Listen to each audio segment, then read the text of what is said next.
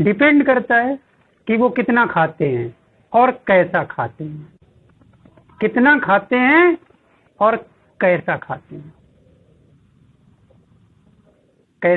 कैसा खाने से मतलब है घास खाते हैं या मीट खाते हैं। तो उनकी स्मॉल इंटेस्टाइन लेंथ में डिफरेंट साइज में होती है। हार्बीवरस जो कि घास खाते हैं, इनकी इंटेस्टाइन यानी स्मॉल इंटेस्टाइन ज्यादा लंबी होती है। जब ज्यादा लंबी होगी तो उसमें से उससे स्मॉल इंटेस्टाइन की सरफेस बढ़ जाएगी, लंबाई तक चलने में भोजन को देर लगेगी और उसमें से जूसेस निकलेंगे, देर तक जूसेस उसके कांटेक्ट में रहेंगे, भोजन के कांटेक्ट में, और मिक्सअप होते रहेंगे और भोजन का डाइजेशन होता रहेगा। तो स्मॉल इंटेस्टाइन की लंबाई ज्यादा होती है उन जानवरों के स्टमक में। किन जानवरों के? हार्बीवरस जो घास खाते हैं, क्योंकि घास में सेलुलोज की क्वांटिटी होती है। तो सेलुलोज को डाइजेस्ट करना आसान नहीं होता है, ज्यादा जूसेस की जरूरत पड़ती है डाइजेशन में। तो इसलिए इनकी इंटेस्टाइन जो स्मॉल इंटेस्टाइन है वो लंबी ज्यादा होती है। समझ में आई होगी ये बात आपको कि ज्यादा लंबी होगी तो भोजन उस पूरी दूरी तय करेगा। स्मॉल इंटेस्टाइन जिसकी ज्यादा लंबी होगी तो भोजन एक से दूसरी जगह कंप्रेस किया जाएगा, तो देर तक चलेगा ना दूरी तय करने में। और उस दूरी में उस स्मॉल इंटेस्टाइन की दीवार से जो जूसेस निकलेंगे वो देर तक उस भोजन में मिलते रहेंगे और स्टार्च जो है आखिरकार क्या होगा? डाइजेस्ट हो जाएगा। तो इसलिए हार्बीवरस एनिमल्स की स्मॉल इंटेस्टाइन की लंबाई ज्यादा होती है, जिससे कि सेलुलोज को डाइजेस्ट किया जा सके। Meat is easier to digest, hence carnivorous, जैसे कार्निवोरस में ले लीजिए टाइगर है, बिल्ली है? शॉर्ट स्मॉल इंटेस्टाइन की लेंथ कम होती है जो कार्निवोरस है, क्योंकि भाई मीट जो है ना आसानी से डाइजेस्ट कर लिया जाता है, उसमें सेलुलोज नहीं होता है ऐसा। तो लंबी स्मॉल इंटेस्टाइन की जरूरत नहीं है, थोड़ी देर तक स्मॉल इंटेस्टाइन में चलेगा, भोजन आगे को कंप्रेस किया जाएगा यानी पुश किया जाएगा इनर लाइनिंग के द्वारा, और उससे निकलने वाला जूसेस थोड़ी देर में ही उसे डाइजेस्ट कर देगा। तो इतनी ज्यादा लंबी पाइप होने की जरूरत नहीं है। The small intestine is the site of complete digestion of carbohydrate, proteins and fat. यहां पर ज्यादा ध्यान देना है। जो भैया हमारी क्या किसी की भी स्मॉल इंटेस्टाइन जो है अंत है डाइजेशन का। किस चीज का? अंत है, फाइनल है, अंत है, एंड है डाइजेशन का। किन चीजों के डाइजेशन का? कार्बोहाइड्रेट, प्रोटीन्स और फैट्स। तीन चीजों का। वो तीन चीजें हैं, ध्यान रखिए, वो तीन चीजें आपको खास ध्यान रखनी है। आपको मालूम है, अभी बताया मैंने। क्या है? कार्बोहाइड्रेट्स है, प्रोटीन्स है और फैट्स है। इन तीनों का अंत डाइजेशन के लिए, डाइजेशन का अंत, इनका डाइजेशन अंततः एंड हो जाता है, पूरी तरीके से डाइजेशन हो जाता है स्मॉल इंटेस्टाइन में, यानी complete digestion is occurred in small intestine. Finally, it receives the secretion of the liver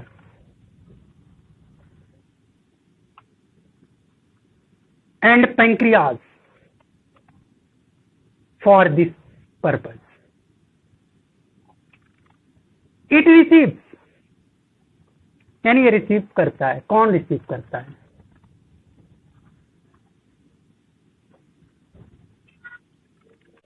कौन रिसीव करता है?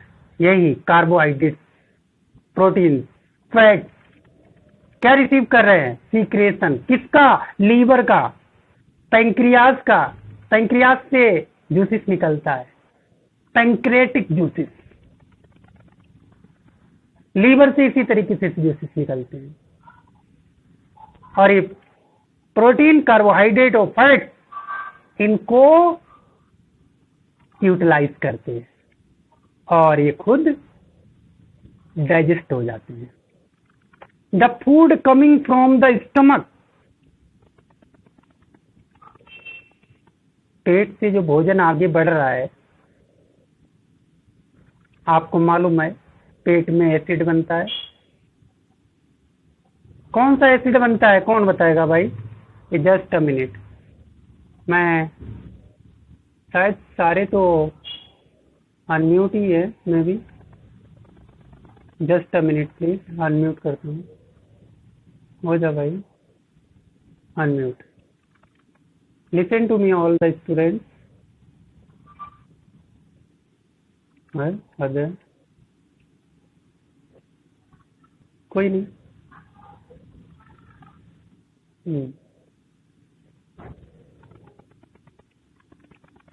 हाँ जी देवांश. अरे वाह, ठीक है भाई. तो हाइड्रोक्लोरिक एसिड बनता है, यानी एसिडिक नेचर होता है,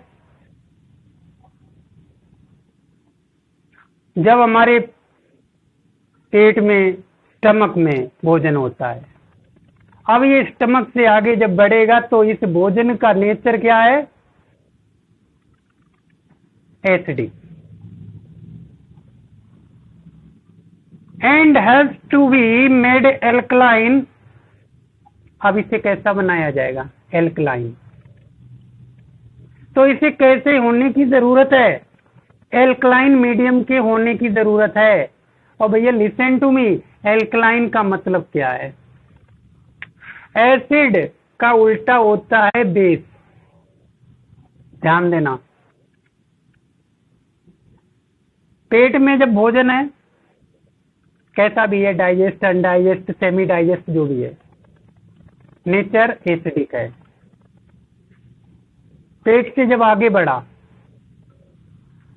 तो उसे कैसा होना है? एसिडिक नहीं होना है, एसिडिक का उल्टा होना है, बेसिक नेचर का होना है. लेकिन हम उसे बेसिक नेचर ना बोल के दूसरा वर्ड यूज कर लेते हैं, एल्कलाइन. बेसिक वर्ड यूज करने से ये ज्यादा स्ट्रॉन्ग होता है, तब हम बेसिक करते हैं. जब माइल्ड हो तो हम एल्कलाइन वर्ड यूज करते हैं. और एल्कलाइन जो है सोल्यूबल होता है, बेसिक सोल्यूबल होना जरूरी नहीं है.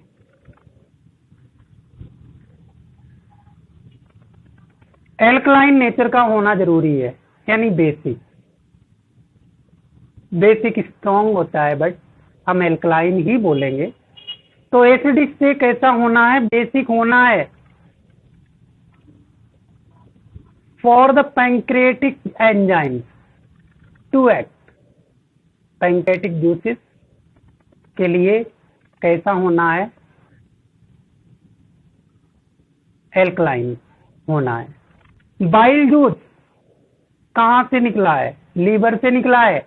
और ध्यान भी रखना है भाई सभी को, ये खुशी मौसम कोई भी हो, बाइल जूस कहाँ से निकलता है? लीवर से निकलता है भैया। और कौन से liver? Liver, sir ji liver से एक ही होता है, लीवर से निकलता है। Bile juice from the liver accomplishes this in addition to acting on fats. Fats are present in the intestine in the form of large globules which makes it difficult for enzyme to act on them. बात सुनिए, intestine में किन किन का अंततः अंत होता है? पढ़ा था आपने, फैट था, प्रोटीन था, कार्बोहाइड्रेट था। लेकिन फैट को डाइजेस्ट करने में बहुत मुसीबत होती है इंटेस्टाइन को। फिर क्या करते हैं? Difficult for enzyme to act on them. Bile salt होता है, बाइल सॉल्ट होता है जो कि फैट को छोटे छोटे टुकड़ों में डिवाइड कर देता है, यानी उसका इमल्सिफिकेशन कर देता है, यानी उसका इमल्सिफिकेशन कर देता है। कैसे करता है सर जी? बाइल जूसेस कैसा है? एसिडिक है या एल्कलाइन मीडियम का? एल्कलाइन मीडियम का, एल्कलाइन मीडियम का, यानी बेसिक। और ये बाइल जूस या बाइल सॉल्ट, बाइल सॉल्ट का मतलब है सॉल्ट किस नेचर का? बेसिक नेचर का, या कहें तो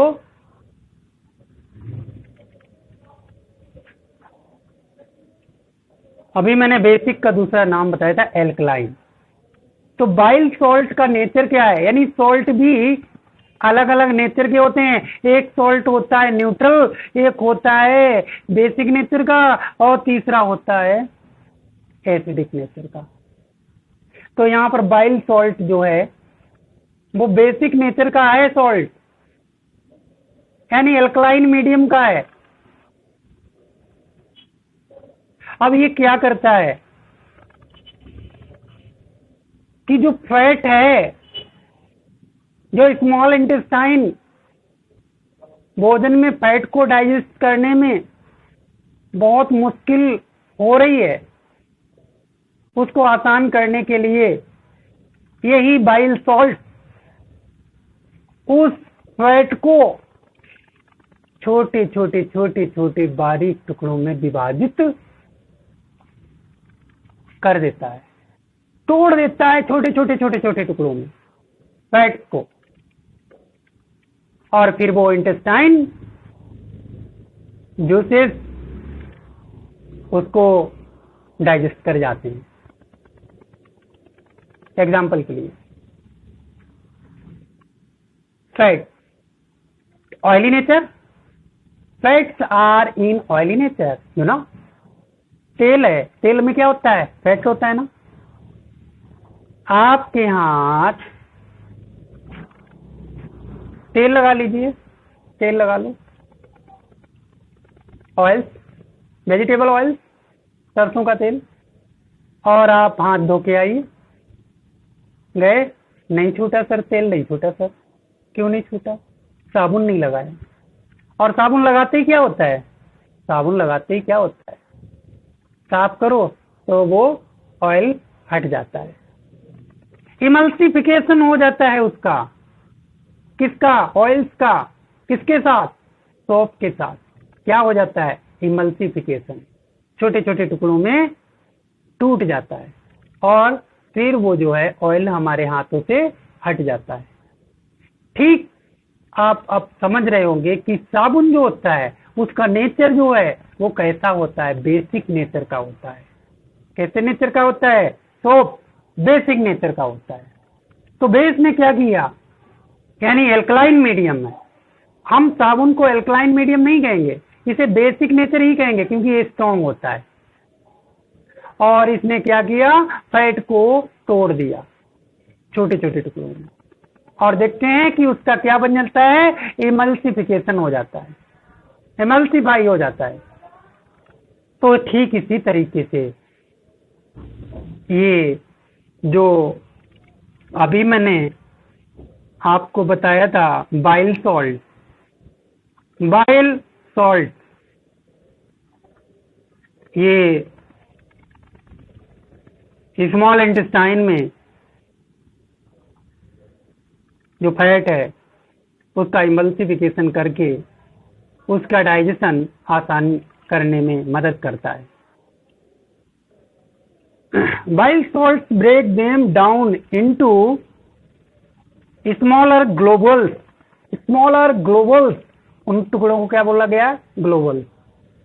ये जो है ना, ये बातें करने बंद कर दे खुशी, मैं यहाँ बेवकूफ लगाऊं क्या, मुंह बंद कर, सुनाई नहीं दे रहा है इसे।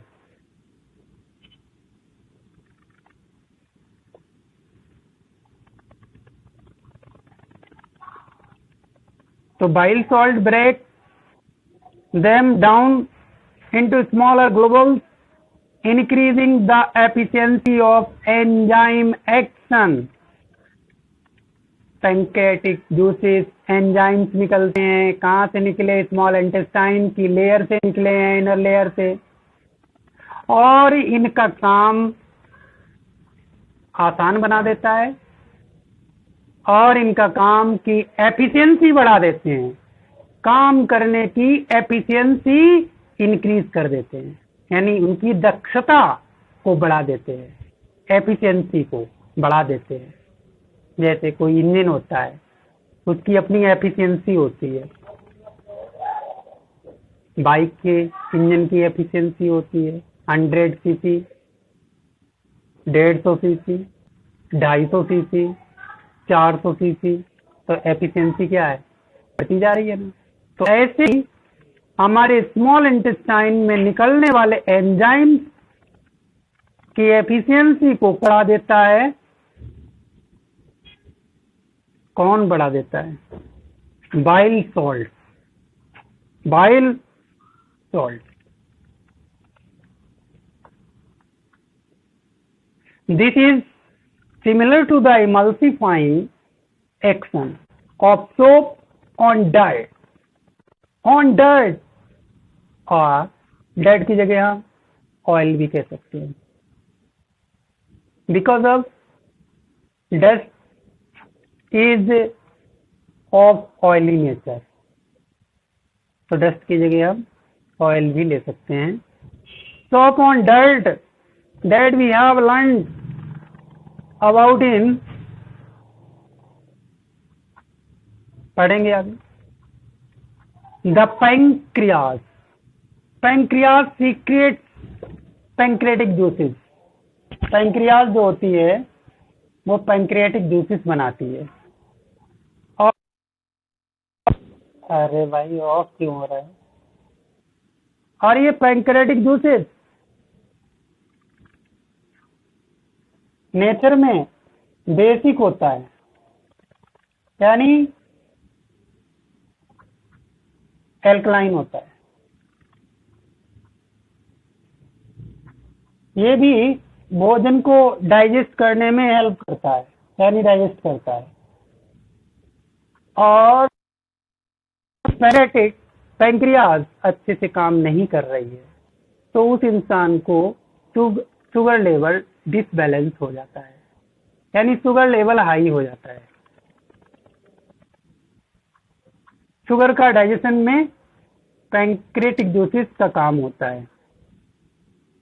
This is similar to the emulsifying action I have already told. The pancreas secretes pancreatic juices which like trypsin, आप ध्यान रखिए बहुत ज्यादा, पैंक्रियाज पैंक्रियाटिक जूसेस बनाता है निकालता है, रिश्ता है यानी सीक्रेशन होता है पैंक्रियाज से। उसमें से एक ट्रिप्सिन की बात बोली गई है। ट्रिप्सिन एक ये ट्रिप्सिन TRYPSIN ट्रिप्सिन ये प्रोटीन एक नहीं, कई तरीके की प्रोटीन होती है, तो इसलिए हम प्रोटीन ना बोलकर प्रोटीन्स बोलेंगे। तो ये ट्रिप्सिन प्रोटीन्स और लिपासे का ब्रेकिंग डाउन करते हैं। Breaking down emulsified fat।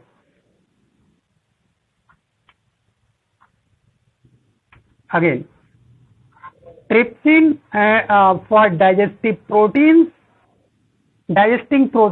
lipase for breaking down emulsified fat।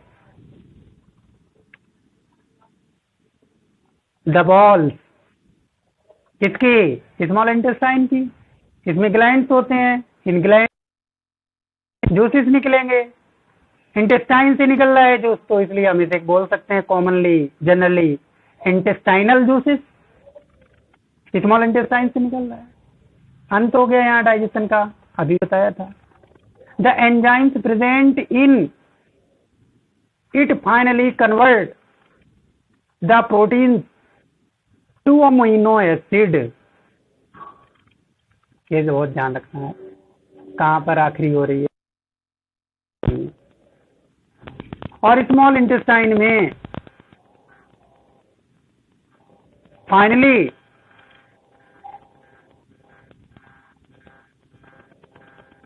Proteins का अमीनो एसिड में, प्रोटीन्स का अमीनो एसिड्स में कॉम्प्लेक्स कार्बोहाइड्रेट्स ग्लूकोज में, फैटी एसिड और ग्लिसरॉल में बदल दिए जाते हैं। अंततः फाइनली स्मॉल इंटेस्टाइन ये काम होता है। और ये काम कौन करता है? एंजाइम। कहां से निकले? स्मॉल इंटेस्टाइन के इनर ग्लैंड से, दीवार से। एंजाइम फिर से सुनिए, ध्यान रहना चाहिए। फाइनली कन्वर्ट द प्रोटीन्स को अमीनो एसिड्स में, प्रोटीन्स प्लूरल है, प्रोटीन्स को अमीनो एसिड्स में कॉम्प्लेक्स कार्बोहाइड्रेट्स को में, और ये ग्लूकोज बड़ा काम का है, ये ब्लड में घुल जाता है और काम पहुंचेगा सेल में, फिर माइटोकॉन्ड्रिया के अंदर एंटर करता है। तो कॉम्प्लेक्स कार्बोहाइड्रेट्स को ग्लूकोज में बदल देता है। फैट्स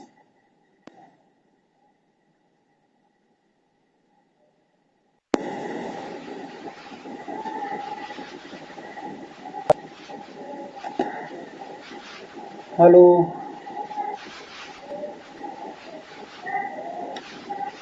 हेलो, बंद हो गई, इसकी बैटरी डाउन हो गई।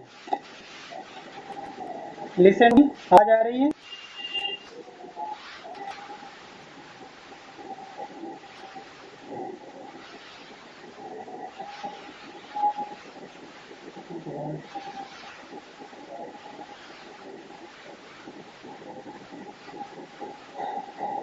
हेलो जयंत, आवाज आ रही है?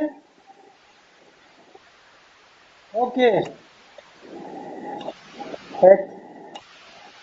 आज तो बहुत दिनों बाद आया है जयंत। ऐसी तबीयत भगवान की, ऐसी तबीयत किसी की खराब नहीं होनी चाहिए जिसमें 1 महीना लग गया है बेटा। मेरी भी तबीयत खराब हुई थी, इतना टाइम नहीं लगा था, 4 दिन लगे थे। 2 दिन हॉस्पिटल में रहा था, 2 दिन लेटा था, तीसरे दिन आ गया था बाइक से। और तुम भी कहते थे ऊपर तीसरी मंजिला, और मास्टर तीसरा नीचे है पीरियड है। सुधर ले बेटा, पेपर होने मत करेगा, एक बार पेपर ले लेगा मोदी, रह जाओगे। सुधर लो, मैं जानता हूँ तुम्हें क्या है प्रॉब्लम। तो हमारी बात थी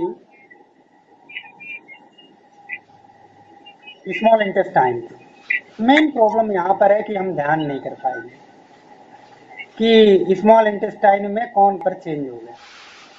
एक बार और देख लेते हैं क्या दिक्कत है, ध्यान रखने की बात है। तो ग्लैंड सिक्रेट करेंगे इंटेस्टाइनल जूसेस, और इसमें जो एंजाइम निकलेंगे, फाइनली वो स्मॉल इंटेस्टाइन में जो भोजन है हमारा, उस भोजन में जो प्रोटीन्स है, प्रोटीन्स जो है वो किस में बदल दी जाएगी, अमीनो एसिड्स में। Proteins into amino acids, complex carbohydrates, यानी कार्बोहाइड्रेट्स कैसी, कॉम्प्लेक्स कार्बोहाइड्रेट्स। कहाँ से खाते हो, कहाँ से जाती है, पेड़ों में जो फल फ्रूट लगे होते हैं। आलू खाए, आलू में क्या है, कार्बोहाइड्रेट्स है, वो आप खा गए। अब स्मॉल इंटेस्टाइन में कार्बोहाइड्रेट्स है, कॉम्प्लेक्स, जटिल, कठिन कॉम्प्लेक्स कार्बोहाइड्रेट, वो किस में बदलेगा, ग्लूकोज में। और भाई ग्लूकोज का काम क्या है, एनर्जी का प्रोडक्शन करना। कहाँ होती है ग्लूकोज, कहाँ पहुंचती है, लास्ट में माइटोकॉन्ड्रिया में।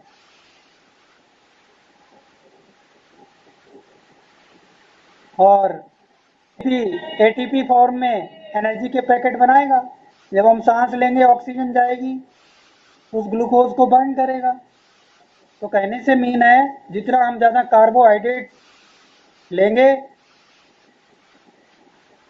उतना ज़्यादा ग्लूकोज बनेगा, और उतनी ज़्यादा हमें एनर्जी मिलेगी।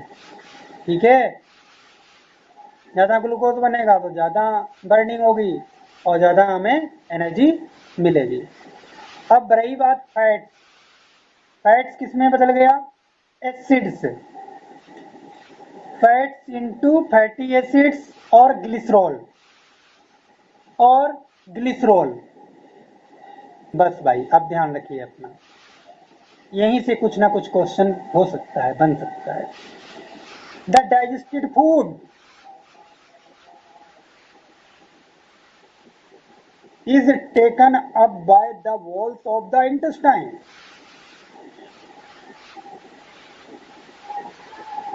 यहाँ ध्यान देना है, digested food is absorbed by the inner layer of small intestine. जो भाई हमारी स्मॉल इंटेस्टाइन की इनर लेयर है ना, वो एक दूसरा भी काम कर रही है। क्या काम कर रही है, जो हमारा डाइजेस्टेड भोजन है, वेस्टेज की बात नहीं है, उसमें से निचोड़ लिया भोजन में से जो जरूरी था, थोड़ा सा बना, थोड़ा सा, वो हमारी स्मॉल इंटेस्टाइन की इनर लेयर है ना, वो क्या करती है, सोख लेती है, एब्जॉर्ब कर लेती है, शोषित कर लेती है, एब्जॉर्ब कर लेती है। जैसे स्पंज लीजिए, स्पंज को पानी में रखते ही स्पंज क्या करता है, उस पानी को क्या कर लेता है, एब्जॉर्ब कर लेता है ना। ऐसे हमारी स्मॉल इंटेस्टाइन की जो लेयर होती है वो हमारे फूड को एब्जॉर्ब कर लेती है, डाइजेस्टेड फूड को एब्जॉर्ब कर लेती है। अब बताइए था कि कन्वर्ट हो गए, कौन कन्वर्ट हो गए हैं और किसमें हो गए हैं, वो हमारा डाइजेस्टेड फूड। ग्लूकोज था ना, डाइजेस्टेड फूड स्मॉल इंटेस्टाइन की इनर लेयर के द्वारा उसे ऑब्जर्व कर लिया जाएगा। अमीनो एसिड्स को करेगा ऑब्जर्व। ग्लूकोज और फैटी एसिड्स बनेगा, उसको कर लेगा ऑब्जर्व। कितनी चीजें ऑब्जर्व होंगी यहाँ पर, अमीनो एसिड्स, ग्लूकोज और ग्लिसरॉल। ये क्या है, ये डाइजेस्टेड फूड है, यानी simplest form of food.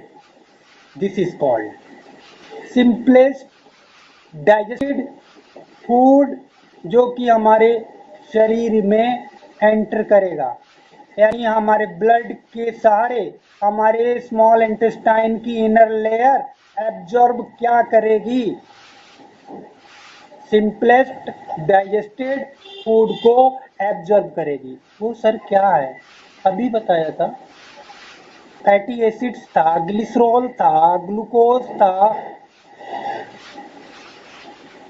Amino acids था, ऐसे काउंट कर लो जाए तो। Amino acids number 1, number 2 glucose, number 3 fatty acids, number 4 glycerol. ये क्या है,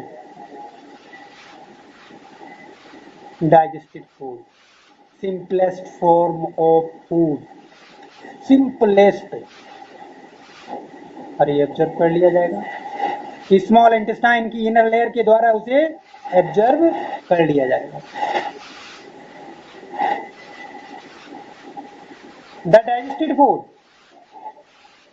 जहां पर भी ये वर्ड आ जाए, the digested food are simplest form of food, तो वही 4 याद रखिए। ग्लूकोज का बहुत काम है, एनर्जी देता है, इसलिए इसे कभी मत भूलो। ग्लिसरॉल, फैटी एसिड्स, एक और रह गया है, ग्लिसरॉल हो गया, फैटी एसिड्स हो गया है, ग्लूकोज हो गया है, और खत्म हो गई क्लास। ओ गॉड, नहीं हो पाया। कोई नहीं,